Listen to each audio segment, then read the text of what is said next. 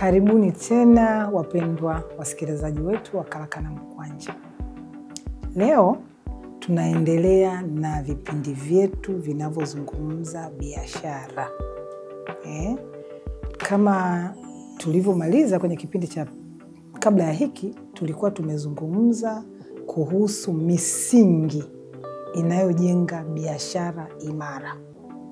Sasa utaona kwamba katika kujenga biashara imara, kitu muhimu kuliko chote ni mifumo na miundombinu na mikakati ya utekelezaji wa hiyo miundombinu yenyewe.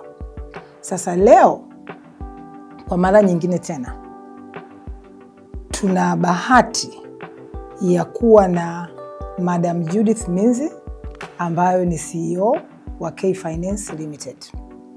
K Finance ni wadhamini wakubwa wa Karakana Mkwanja. Kitaaluma, Madam Judith Minzi ni mhasibu mwenye CPA, lakini pia yuko kwenye business management akiwa na MBA ya leadership na governance. Na amekuwa CEO wa kampuni hii kwa miaka takriban 8 hivi. Kwa hiyo tulivyofikiri kuhusu mjadala wa mifumo na miongozo ya biashara, tukaona hatuna mtu mwingine anaweza kufit sawa kwenye hivi viatu zaidi ya Madam Judith Minzi.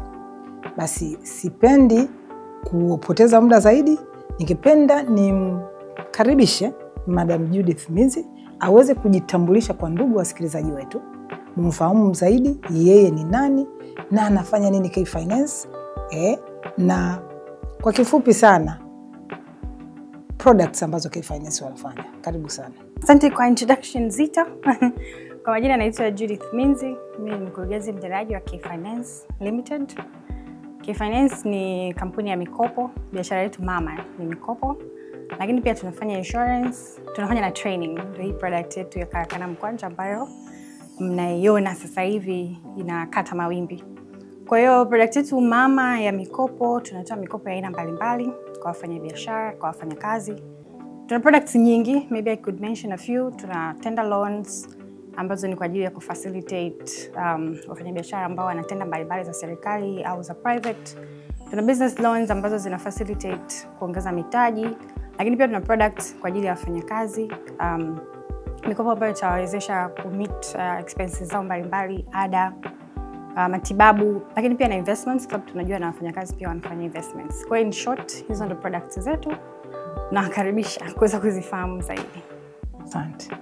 Labda unaweza kutupa kidogo uzoefu wako, kwa sababu tunakwenda kuzungumza masuala ya mifumo na miongozo ya biashara, SOPs.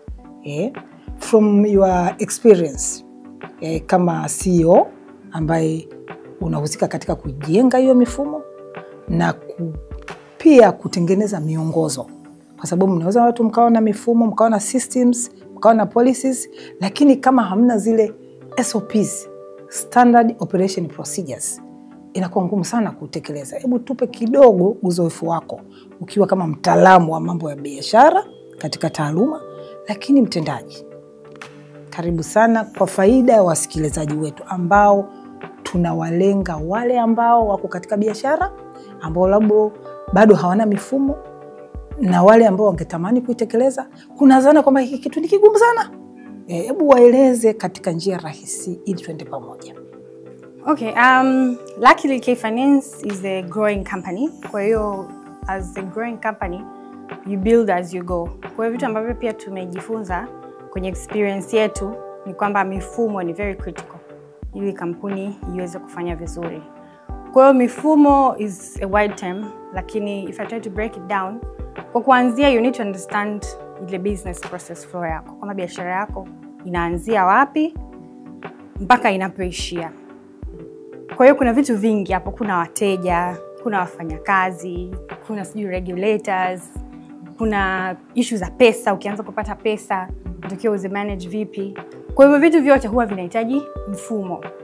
So kwa kuanzia, I would say kwa mtu ambaye anaanza, kwanza anatakiwa critically understand ile flow nzima ya biashara. Kwamba yeye kuanzia kutengeneza pesa, yani ile flow yake ya kutengeneza pesa. Kuitengeneza ile pesa, mifumo ya kuipokea na mifumo ya kuitunza, which is accounting basically of what. Sasa kwetu sisi biashara yetu ya mikopo, our business flow starts from the customer. Kwamba mteja wetu anaanza kuconnect na sisi. Mteja una connect naye vipi?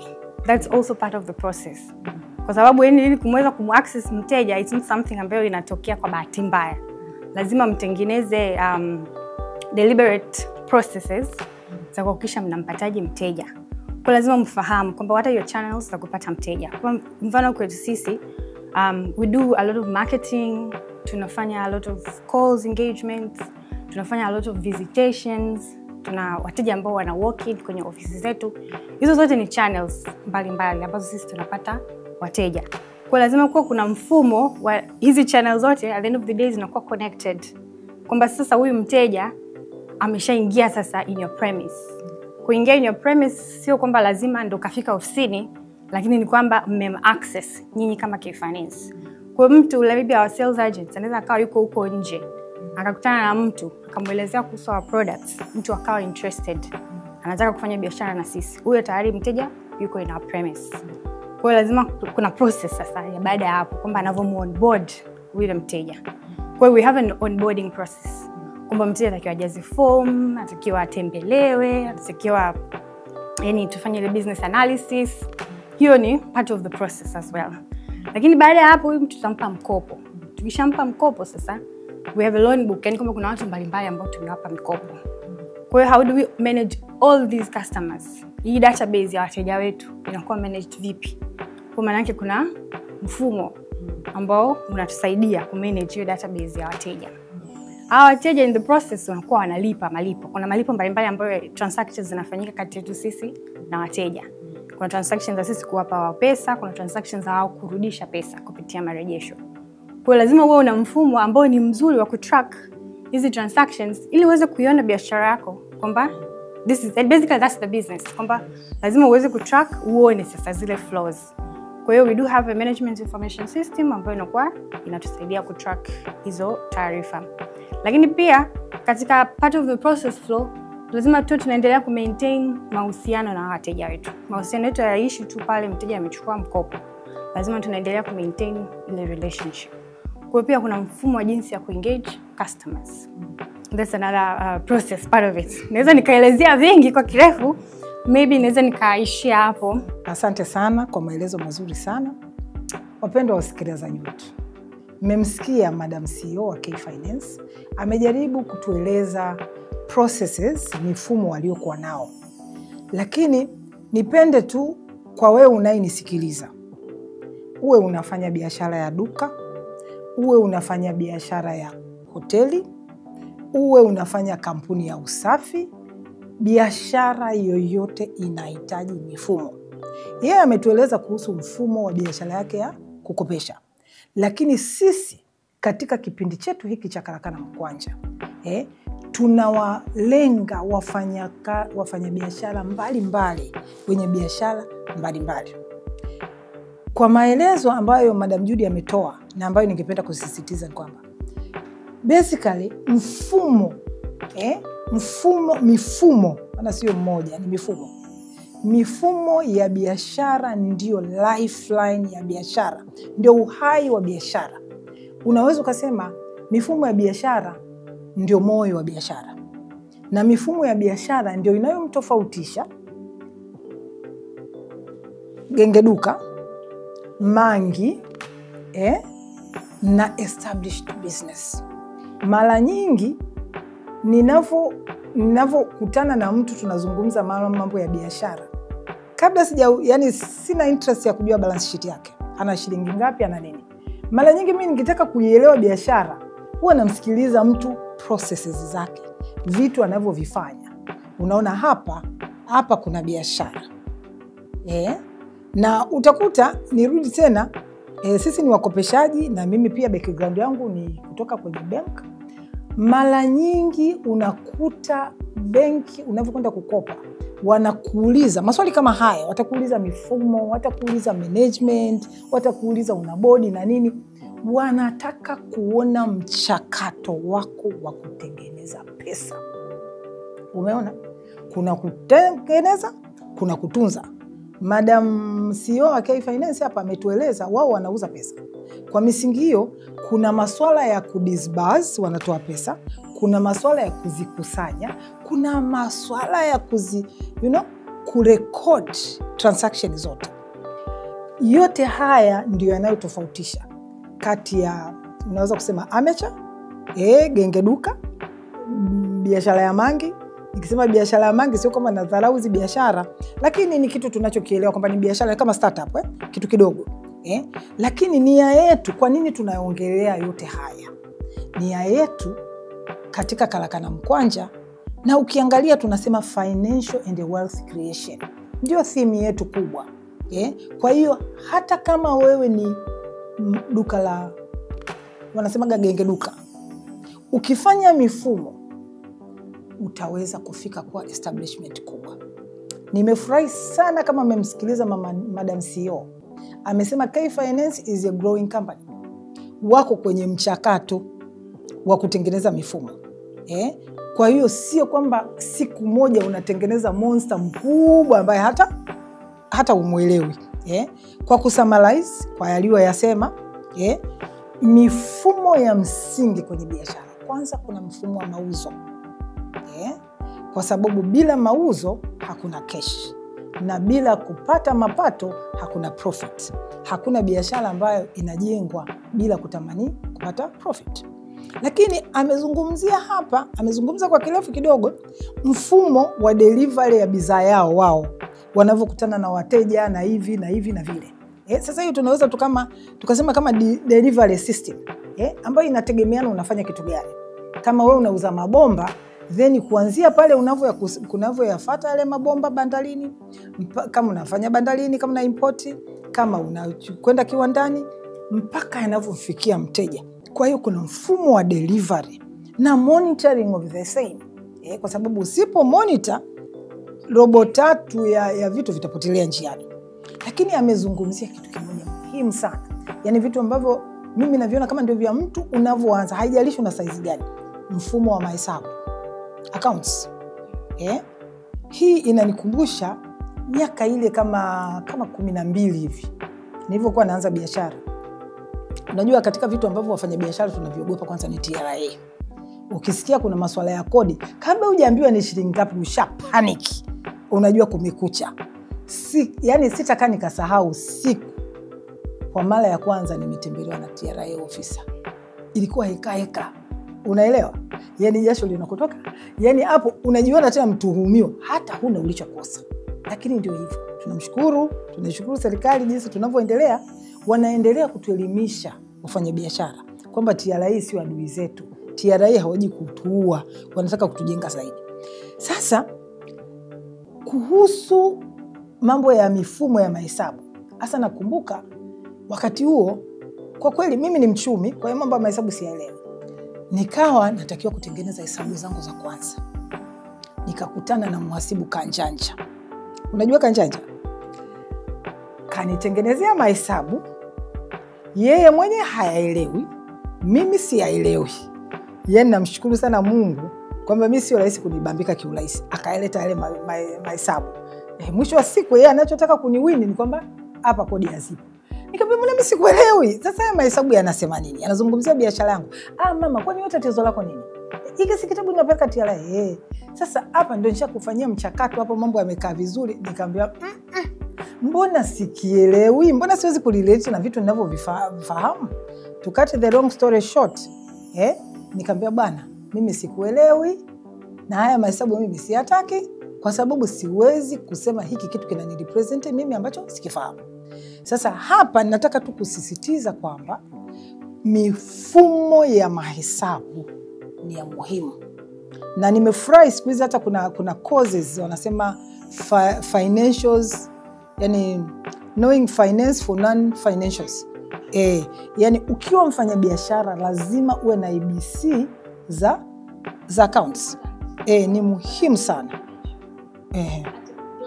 Yes. Basi mimi nilikuwa angalau sikuzielewa, nikasema sizikubali, nikasema nitatafuta mwingine, nikatafuta mwingine nikapata, akanitengenezea vitu ambavyo hata kama nalipa kodi lakini naelewa nalipa nini. Umeelewa? Kwa sababu najua kutokufuata sheria mwisho wa siku ni changamoto. Basi pia kuna mifumo ya wateja na masoko ambayo imezungumzia. Kuna mfumo wa rasilimali ambao Madam CEO hujazungumzia lakini na wenyewe ni wa muhimu sana. Sasa haya yote, customer relationship, process yote ya kuanza kutafuta pesa mpaka pesa zinavyorudi mpaka zinavyokuwa recorded, ile ni business process from end to end. Ukiweza kuitengenezea utaratibu wake mdogo mdogo, ukianza na yale yaliyo muhimu zaidi na mengine ukaendelea kujenga, ndio inakufanya ukaitwa biashara na ukawa ni mtu ambaye unaweza ukasema ni uko sustainable. Sasa labda najua watu wengi watakuwa wanasema hivi hiki kipindi cha Kalaka na Mkwanja tulijua ni kipindi chetu cha wajasiriamali wadogo na wakati. Leo tena mnaanza mifumo. Kwani hiyo mifumo ndio nini? Kwani ndio makompyuta? Stress nyingi. Naomba Madam CEO, ukiwa wewe umeishi hii safari ya kutengeneza mifumo, na kama ulivyotuambia bado unajenga na hujamaliza lakini unajenga, hebu waambie ndugu wasikilizaji kwa lugha rahisi, mifumo hii ni ya watu waliofanikiwa tu sana, ni wakati, give the details, the pain, yale magumu uliyoyapitia, ili wasiyapitie magumu kama hayo na wape matumaini kwamba inawezekana. Karibu sana. Of course ukiongelea kwamba mifumo inaonekana ni very complicated. Lakini at a basic level, kutunza daftari, hiyo ni hatua ya kwanza ya kutengeneza mfumo. Kwa hiyo I would say kwamba hata sisi as a company tulianza labda na Excel. Kwamba inawezekana kwa sababu kutokana na nature ya biashara yetu, kusema tulianza na daftari inaweza isiwe kweli. Lakini tulianza na basic Excel. Pale ni basic taarifa za kuanzia kabisa kwa upande wa mifumo ya uhasibu. And that's very important information kwenye biashara. Kwamba mapato yako ni yapi, yametoka kwa nani, matumizi yako ni yapi, ni yameenda kwa nani, na vilivyobaki ni viko wapi. Kwa sababu if you don't have that record, ndio rahisi sana kwa watu kula mtaji. Because you're not haujui kwamba vitu vimeenda wapi kwenye biashara. Unaona tu siku zinaenda, uliinvest, uliweka mtaji kadhaa kwenye biashara yako, unaona unauza, lakini unashangaa mbona kama sipati faida. Na najua mfano sisi tumeenda kama ninavyosema tunakuwa, lakini biashara ambazo tulikuwa tunazikopesha na bado tunazikopesha kwa kiasi chake ni biashara ndogo kwa kiasi kikubwa. Ukikompea sisi na taasisi kubwa za kifedha, bado tunakopesha biashara ambazo ni ndogo. Kwa hiyo ni bado changamoto ambayo tunaiona kwamba watu wengi hawatunzi rekodi. Mtu anakuambia mimi mauzo yangu milioni 5 kwa mwezi. Hayo mauzo yako wapi? Yeye yako kwenye kichwa zaidi. Kwamba yeye anajua kwamba labda at least yule ambaye anaandika kidogo, unaweza kaandika kwamba leo nimeuza 500,000. Atakumbuka baada ya siku 2 nimeuza 700,000. Kwa hiyo estimate kwa mwezi labda ameuza milioni 5. Alafu sasa worse enough ukute ni yule mtu ambaye anauza afa anaenda kununua mzigo. Kwa hiyo hela yake ina revolve kila siku. Yaani huyo ndio unakuta rekodi zake, it's very difficult kujua kwamba katika position, leo nikikuuliza position yako mtu uko wapi? Kwamba mtaji wako kwenye biashara ni kiasi gani? Mauzo kiasi gani? Faida yako ni kiasi gani? Huwezi kufahamu kama hauna hizo basic record. Kwa hiyo kwa kuanzia nasema at a minimum, kwanza mtu unatakiwa ufahamu process flow ya biashara yako. Kwamba mteja wako ni nani? Mteja wako unampataje? Mteja wako unamtunzaje? Kwa sababu kuna kumpata na kumtunza, na baada ya kumpata huyo mteja sasa, how do you make money from your customer? And how do you keep that money? Hiyo pesa unaitunzaje ili kuzalisha faida? Kwa sababu I believe at the end of the day hamna mtu ambaye anafanya biashara bila kuwa na lengo la faida. Kwa hiyo unavyoanza biashara ni vizuri kumap kwamba kwenye biashara yangu who is my customer, mteja wangu mimi ni nani, and napataje pesa kutoka kwa huyu mteja. Baada ya kufahamu hiyo sasa, then sasa unaanza hii mifumo mingine inakuja as a result ya kwanza ku understand ile biashara yako yote. Na mifumo mingine inakuja as unavyokuwa, unavyoongeza watu. Kwa sababu biashara huwa zinaenda kwa stage. Unavyoanza kwa small scale, una duka lako moja, unaweza kujikuta unakaa mwenyewe ndio unauza, au labda una mtu mmoja wa kukusaidia. Lakini ukijifika point una watu 20, 30, huwezi kusema utawamanage kwa kuwafahamu tu kwa majina. Kama mimi na wafanyakazi 20, XYZ, sijui mmoja yuko Dodoma, mwingine sijui yuko Mwanza, sijui mwingine yuko wapi. Lazima uwe una mfumo ambao una taarifa labda za wafanyakazi wako. Una taarifa sijui za likizo. Maana ukishaanza kuwa na wafanyakazi wengi watahitaji kwenda likizo, mapumziko. That's also very important, unajua, on the sideline. Kwamba mtu unaweza kujikuta because you don't keep this information, hauwezi, unashindwa kuappreciate umuhimu wa wafanyakazi wako kwenda kupumzika. Kwa sababu zingine mtu mpaka anaamua kukuibia ni kwamba amekuwa kama mtumwa kwenye biashara yako. Hana nafasi ya kupumzika. Yeye ni day in day out. Lakini as an established business, watu wako wanahitaji kupumzika. Lakini wanapumzikaje ili biashara iweze kuendelea? Kwa hiyo unahitaji HR management system, ule mfumo wa rasilimali watu. Kwamba watu wako nao wangapi, wana schedule gani, biashara ili iende, wanahitaji at least kwa watu wangapi ambao wako kazini wanafanya kazi kwa kipindi hicho. Kwa hivyo pia ni vitu vya muhimu. Kwa hiyo sisi as a company kwa kweli expand as we grew. Tulianza at a basic minimum, kama tulikuwa tunatumia hiyo spreadsheet.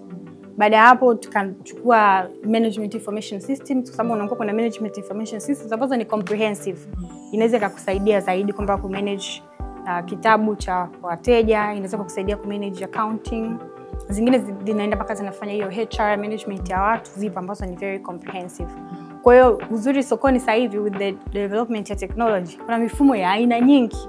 Yani if you just query, yani ukiandika tu kama nahitaji solution kwa ajili ya hiki, mifumo utaipata. Kwa hiyo ni kuangalia ambayo unakufaa wewe kwa ajili ya in terms of your size, in terms of capacity, uwezo. Kwa sababu mifumo pia ni budget, mifumo pia iko ya aina mbalimbali. The more iko complex, the more inakuwa ni gharama kubwa zaidi. Asante sana Madam Judy kwa kuliweka hili katika lugha rahisi. Kwanza, mfumo sio computer system, mfumo ni utaratibu. Sasa utaratibu huu unaweza ukawa rahisi, simple, yani ambayo kama alivyosema kuanzia kwa daftari, una utaratibu wa kuandika mambo yako, una utaratibu wa kuandika wateja wanavyokuja, namba za simu. Unajua mara nyingi tunavyoenda kwenye ofisi nyingi unakutana na reception pale anakuambia jina, simu. Ule ni mfumo. Ni mfumo unaorekodi watu wanaoingia katika biashara hiyo. Na sometimes hata kwenye lile daftari anakuambia unatakaje kumuona nani. Labda hata kwa shida gani. Kwa hiyo zote hizo ni mfumo wa kukusanya taarifa.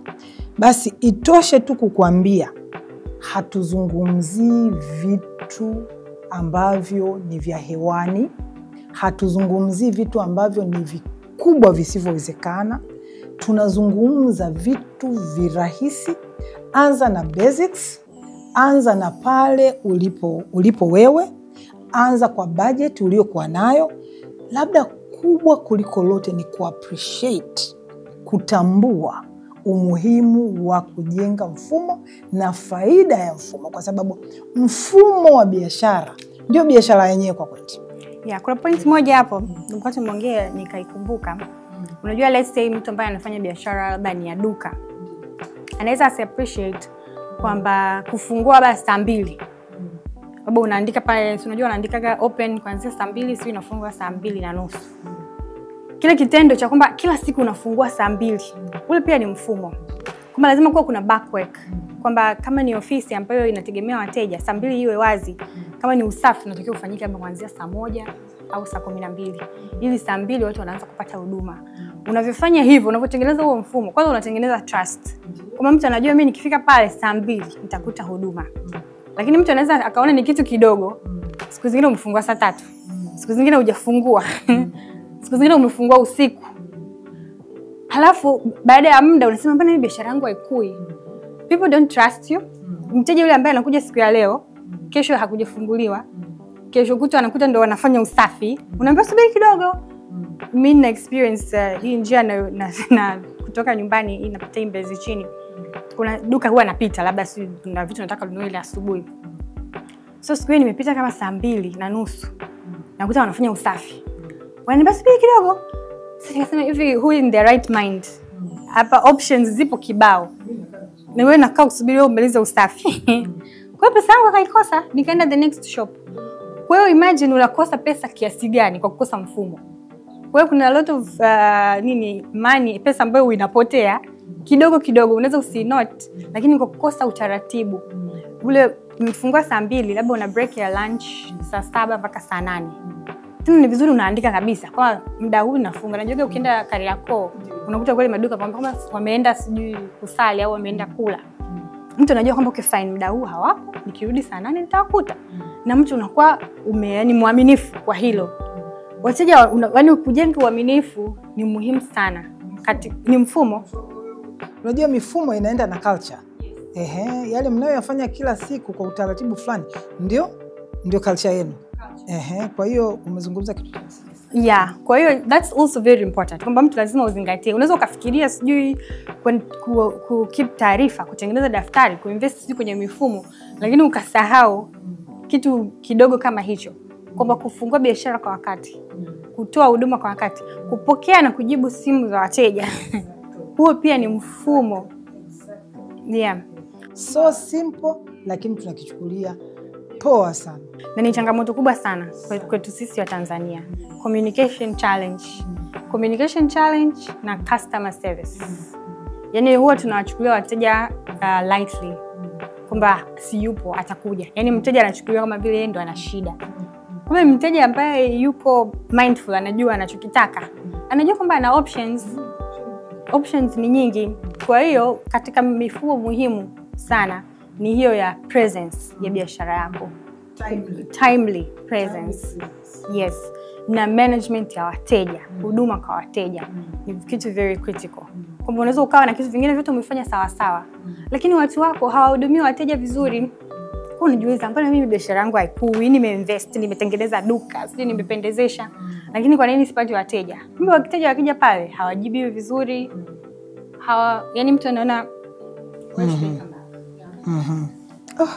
Madam Judy, umeongea vitu vizito. Umezungumza vitu ambavyo unaweza kusema kama ni pain point katika biashara zetu. Customer service. Sijui, yani natamani uongeze tena. Kwa sababu customer service, yani sisi huwa tunashumu unauza, wa Tanzania tuna Tanzanite. We are the only people in the world with the Tanzanites. Basi biashara zote huwa zinajichukulia zinauza Tanzanite. Mwanzo mwisho. Hebu wasisitize tena wateja wa biashara zote kuanzia ndogo mpaka kubwa. Kwa sababu kila biashara lengo lake ni kukua. Lakini unawezaje kukua bila proper customer service? Uuzi Tanzanite, unauza vitu vingine. Yani najua na kuchokoza, lakini kutokana na maumivu nilionayo na customer service natamani. Kwa hiyo yani nikitembea tu biashara yoyote napenda kuangalia ni kwa jicho la hivi ingekuwa K-Finance ingekuwaje. So vitu vidogo vidogo ambavyo mimi naona huwa ni changamoto kwenye biashara. Kwanza, kupokea simu za wateja. Kwanza before kupokea simu za wateja, kuwa na channel za wewe ku-engage, yani kuwasiliana na wateja wako. The moment umeshaamua kuingia kwenye biashara, tayari unatengeneza mahusiano na wateja. Cha muhimu ambacho kitaendeleza hayo mahusiano ni mawasiliano. Kwa hiyo lazima kwanza uwe na channel za mawasiliano. Kwamba wateja wanawezaje kukufikia na unafikika kwa rahisi. Na of course unaweza kusema in terms of reality, huwezi kusema utajibu kila message ya mteja au utapokea kila simu ya mteja kama vile inavyokuja. Lakini lazima utengeneze mechanism, mfumo wa kwamba una address zile hizo communications zinazokuja za wateja. Ndio maana siku hizi na technology unakuta kuna social media channels. Yani mtu biashara inakuta imejiengage kwenye social media zote. It's not by chance. Zile zote ni channels za wateja kuweza kuongelea na yani wateja kuweza kuwasiliana na wewe. Kwa maana lazima wewe una mechanism kwamba kila baada ya muda, whether ni once per day au ni twice per day au once per week, unapitia zile queries za wateja wako na kuzijibu zile ambazo zinawezekana. Lakini kama umetengeneza mechanism ya wateja kukupigia simu, lazima uwe utengeneze mfumo wa hizo simu kujibiwa. Kama hazijajibiwa, basi watu wawe. Hicho ni kidonda ndugu. Yani mtu amepewa nafasi ya kupokea simu, lakini nasema hawa nao. Wewe ndio umewapa line ya kupiga, alafu unawaambia hawa nao wasumbufu. Hao ndio mabosi wako. Lakini pia sasa hawa watu ambao umewapa hiyo kazi ya kwamba sasa watakuwa wanawasiliana na wateja kwa niaba yako, ni muhimu sana at an advanced stage. Lakini unaweza ukaanza, kwa sababu tunaongelea mtu ambaye anafanya biashara yoyote. Kuongea na mteja ni vizuri sana uwe na yani sense imagine ni formula kwamba kuna namna ya kuongea na mteja. Yes, lazima uwe na SOP ya communication. Even at a very minimum standard operation procedure. Utaratibu wa namna ya kuongea na mteja. Iwe kwa simu, iwe kwa email, lazima kuwe na standard. Ukiona namna hiyo unasema huu ni ujumbe umetoka K-Finance. Huu ni ujumbe umetoka wapi? Ueleweke. Kwa sababu hata kwenye kupokea simu, I'm sure watu wengi wamesha experience. Unampigia mtu kwa ajili ya huduma. Hello, yani mpaka wanajiuliza, hivi ni simu ya biashara? Au mtu anakuambia mwenye simu sijui hayupo, kwa inawezekana simu ambayo ni ya biashara kapewa ba mtu mwingine. Kwa hiyo ni vitu vidogo vidogo ambavyo mtu anaweza akavichukulia kwa wepesi. Lakini ndio vitu ambavyo vinakufanya mtu unapishana na biashara, kwa sababu unajua biashara nyingi ambazo zinaanza baadhi ya biashara za mtandaoni. Unakuta mtu ameweka bidhaa zake, anapost zile picha. Kwa hiyo mtu akitaka zile bidhaa anatakiwa ampigie simu, wakubaliane sijui bei na wakubaliane namna ya malipo na huyo mzigo kumfikia huyo mtu. Lakini unapiga ile simu, kwanza ukifanikiwa kupokelewa kwa wakati. Ikipokelewa, yani the way ambavyo mtu ana communicate. Kwa hivyo ni vitu vidogo vidogo ambavyo huwa vinakwamisha watu kwa biashara. Kwamba ikitokea huyo mtu alikuwa na uhitaji wa hiyo bidhaa, atafanya kwa wakati huo. Lakini chances za kurudi ni ndogo sana, kwa sababu hatafuti Tanzanite. Hatafuti Tanzanite na wewe sio peke yake. Kama ni dhahabu, kuna migodi mingi, atakwenda mahali pengine. Na kitu sasa ambacho ni cha muhimu ambacho nitakiwa watu kuelewa, ile effort uliyoifanya ya kutangaza sijui namna yoyote mpaka ukampata yule mtu kupiga simu, ni investment ambayo umeifanya. Watu wanafanya sponsored ads, mfano kama sisi unakuta tunatuma sales agents, watu wameenda wametembea na nini. Kwa ile effort investment uliyoifanya ndio imekufikisha wewe kumpata yule mteja. Huyo mteja kumtunza ili arudi kuendelea kutumia bidhaa zako, hiyo ni hatua nyingine. Sasa imagine una invest let's say shilingi 2 kumpata mteja, na una invest labda shilingi 2 nyingine kumtunza huyo mteja. Lakini kila ile 2 ya kwanza kumpata mteja unaipoteza, mteja harudi. Kwa sababu unamboa. Kwa sababu unamboa. Pokea simu, kujibu maswali, unamchukulia poa. Kwa maana yake na chaja simu ya wateja hiyo, afu haina chaja. Kwa maana yake ile shilingi, yani ulitakiwa uinvest shilingi 2 ya kwanza, 2 ya pili kumtunza, and it becomes cheaper as unavyoendelea kutengeneza mahusiano huyo mteja. Nakumbuka huyu mteja ambaye umemhudumia vizuri, referral, kuna kipengele kingine hapa bado tunaweza nikawa nimeenda kwenye other details, kwamba namna nyingine ya kupata wateja ni referrals, kwamba wale wateja ambao uko nao wanakuletea wateja wengine. Ni gharama nafuu sana. Kumbuka huyu mteja ulitumia shilingi 2 kumpata, yeye anaenda kukutafutia mteja mwingine kwa shilingi 0. Umeona?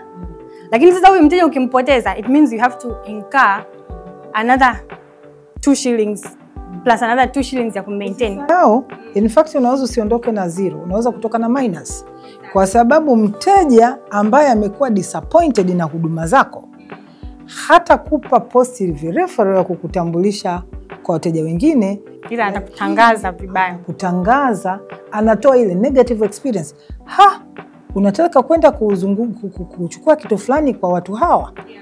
Achana nao. Kama ilikuwa ni kampuni ya mikopo, labda wamemzengua na sasa, wewe piga simu Kai Finance pale faster chap kwa haraka. Ukipiga wenyewe yani ukiwabipu wanakupigia.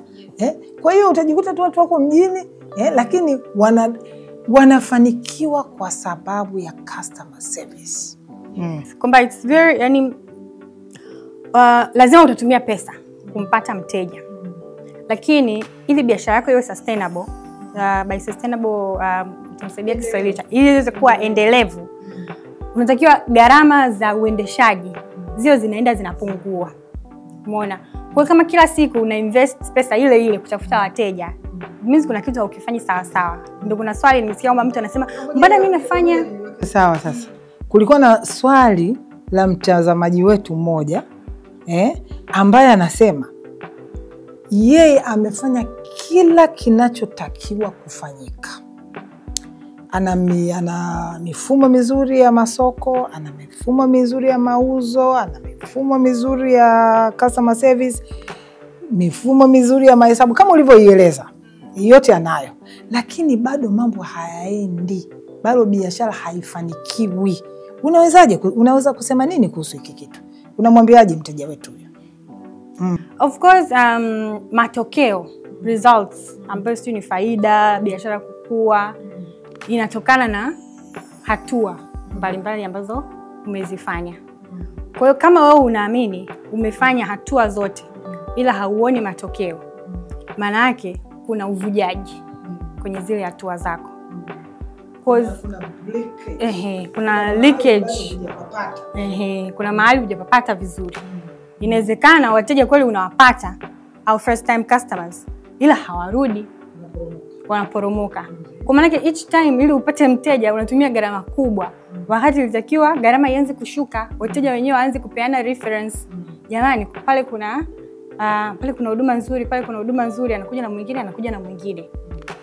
Ile revenue inakuwa, lakini gharama yako ya kupata wateja inapungua. Lakini pia of course kufanya kazi na watu, binadamu tuna changamoto zetu. Ndio maana ya muhimu ya kuwa na mifumo. Kwamba huwezi ukafanya biashara uweke uwekezaji wote kwenye uaminifu. Kwamba mimi nafanya kazi na watu ambao ni waaminifu. Kwa sababu binadamu nature yetu tuko selfish. Mtu ataangalia kuna upenyo, atautumia vibaya. Kwa hiyo mifumo ina include controls. Kwa wale soma accounting wanajua kwamba kuna somo la internal controls. Ni swala udhibiti. Kwamba kwenye kila hatua kuna udhibiti. Wewe unaweza kuwa unasema kwamba mimi nimefungua, lise mtu ame-expand na branches nchi nzima. Kwamba mimi biashara yangu inafunguliwa saa 2 mpaka saa 2 asubuhi mpaka saa 2 usiku. Unaweza kukuta branches zako za huko mkoani wanafungua maduka saa 5. Unaweza ukaona, kwa unasema mbona vitu haviendi? Mbona maduka yanafunguliwa kila siku? Kweli yanafunguliwa. Kama wewe unasema unataka baya una scan saa 6, kwamba uone biashara zote ziko wazi. Wenzao walifungua saa 6 kasorobo. Kuna masaa 3 sijui 4 ya biashara. Hayapo. Let's say hauna mfumo mzuri wa kujua on a weekly basis mauzo. Kuna watu I hope mpaka sasa hivi labda wamebaki wachache sana kwamba ambao bado wanafanya biashara ya cash. Kama unafanya biashara ya cash, hakikisha kwa siku unafunga mahesabu. Umefunga mahesabu, hela imeingia sijui benki, sijui imeingia M-Pesa, sijui imeingia wapi. Kwa sababu mwisho wa siku either ni wiki au mwezi, utasema nitaweza kujua niliuza kiasi gani. Si unavuta tu ile statement yako. Wiki hii Jumatatu mpaka Ijumaa nilikash 500,000, 200,000, 300,000. Mauzo yangu kwa wiki hii ni 500,000. Nimenunua sijui nini. Kimeandikwa. Kwa hiyo nimetumia 300,000. Kwa hiyo kwa wiki hii nimefunga na 2,000,000 kibindoni faida. Usipokuwa na hizo taarifa, watu watazitumia vibaya. Watu wako watavitumia vibaya. Yani kuna namna mbalimbali za uvujifu kama usipotengeneza controls. Kwa hiyo unaweza ukawa unaona vitu kwa juu, unaona kama vinaenda. Lakini unajua kama panya anavyokula kidogo kidogo huku chini. Unakuja kushtuka una tobo kibubu chote kimeisha. Asante sana. Nafikiri ndugu msikilizaji wetu umetuelewa kwamba kweli unaweza kufikiri kila kitu unakifanya vizuri. System zako unaweza kuashumu ziko vizuri. Lakini Madam Judith kwa uzoefu wake anatuambia kwamba be careful. Ndio maana katika moja ya mifumo muhimu jinsi unavyoendelea kukua, ndio kuna umuhimu wa kuwa na internal audit. Internal audit, mfumo wa internal audit ni nini? Ukaguzi wa ndani.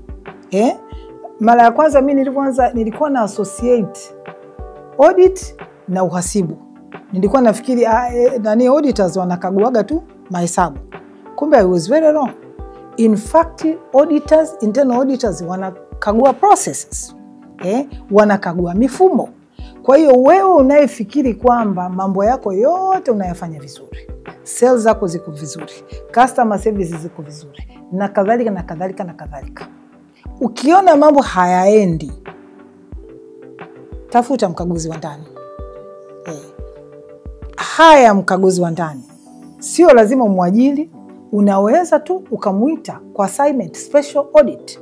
Kwamba bwana, mimi mbona nafanya yote yanayotakiwa kufanya na mambo hayaendi? Hebu niangalizie kulikoni.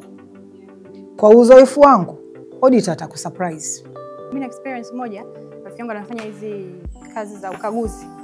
Alifanya ukaguzi kwenye biashara ya hardware. Yaani mtu alikuwa na maduka 2 matatu. Kwa hiyo akawa anaona kama kuna vuja mahali, lakini hapajui.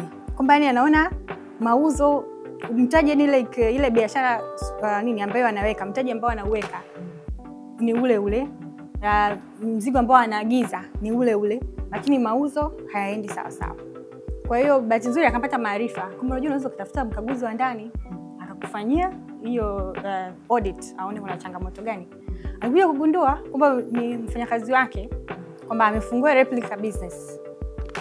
Kwa hiyo wateja wanakuja pale, anawa direct kwenye duka lake. Kwa hiyo unaweza kuona kila kitu kinaenda kama kawaida, yani kwamba mimi naekeza mzigo ule ule, kwa nini mauzo yanashuka? Kumbe mtu ana divert wateja kidogo kidogo.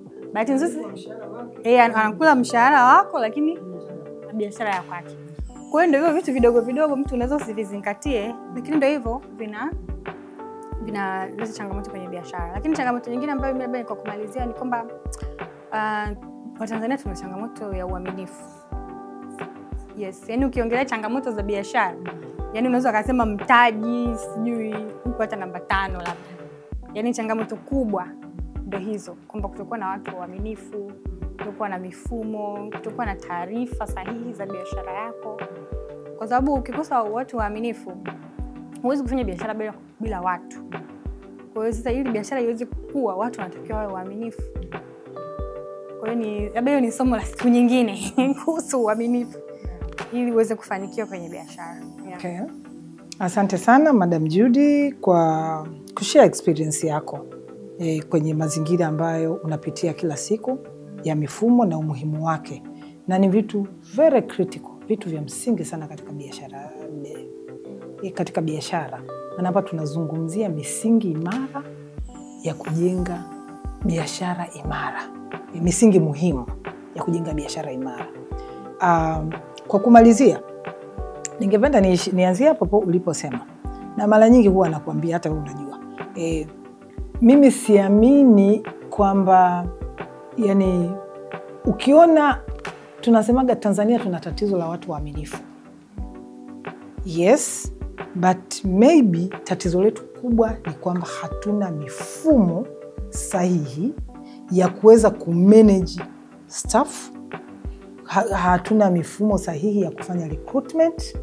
Hatuna mifumo sahihi namna ya kuchunguza watu kabla hatujawaajiri. Utakutana na makanjanja. Na sio hiyo tu, umeajiri bila kufuata taratibu zinazofaa. Ukaashumu tu kwa kuwa ni binamu yangu, ni mjomba wangu, atakuwa sahihi. Lakini uaminifu, misingi haiendani na relationship. Tunasema hire for attitude and train skills. Unavyoajiri, angalia mtu mwenye maadili. na kuna misingi ya namna ya kuevaluate, kupima watu wenye maadili. Ukifanya hivyo utapunguza ili changamoto la kwamba hatuna watu waaminifu. Kwa sababu sitaki kuamini kwamba sisi wa Tanzania DNA zetu zina matatizo. Sidhani. Kwa sababu tukishakata tamaa tukafikiri sisi ni kundi maalum la watu wasio waaminifu, we are finished. Kwa hiyo mimi naamini sisi ni watu kama watu wa kawaida, DNA zetu ni sawa sawa. Shida yetu iko kwenye mifumo. Kweli hii ni big cry ya watu, hatuna watu walio waaminifu. Lakini tukifanya mifumo sahihi, tatizo letu tutalitatua. Lakini labda nimalize kwa kusema kipindi chetu cha leo tumezungumzia swala la mifumo, tumezungumzia umuhimu wa mifumo. Tumezungumzia pia kwamba mifumo sio kwa ajili ya big biashara kubwa tu, hata na ndogo. Mifumo ni utaratibu ambao unafanywa kila wakati, na ukiweza kuwa recorded, unaweza kuwa tracked, unaweza kufuatia. Huu ndio mfumo wetu, na unaweza kuwa audited kuhakikisha kwamba kile tunachopaka kufanya ndio tunachofanya. Namaliza tu kwa kusema mifumo ndio engine, ndio moyo wa taasisi ya yoyote ya biashara. Kwa hiyo tusiogope kuwekeza. Tuwekeze kwenye mifumo, tujenge mifumo ili tutengeneze taasisi imara ambazo zitakuwa na maisha marefu zaidi ya uhai wetu. Ukitengeneza kampuni yenye mifumo sahihi, strong systems, utakufa watu wanakuzika, wanaimba mapambio, mzigo unaendelea. Hicho ndio tamaa yetu Karakana Mkwanja, na tunafikiri kwa hivi tunavyokwenda tutafanikiwa. Nimalize pia kwa kuwashukuru K-Finance kwa namna ya pekee, Madam CEO, kwa kuhost kipindi chetu leo cha Karakana Mkwanja. Tunashukuru sana. Tutaendelea, tunajua nyinyi ndio main sponsor wetu na mmeridhia sisi tutoe elimu kwa umma. Kwa hiyo bado tutaendelea kuwategemea pale tunapohitaji support yenu financially, morally, kutujengea system, kwa sababu hata Karakana Mkwanja ina ndoto kubwa. Unajua, tunatamani ifike nchi nzima. Tunahitaji systems, tunahitaji financial support, tunahitaji hata mfike mahali K-Finance mtutambulishe kwa watu ambao tunaweza kuwa na shared goals tukafanya pamoja. Kwa hiyo nakushukuru sana wewe na timu yako ya K-Finance ambayo tumehost leo. Tutaonana wakati mwingine. Asante sana.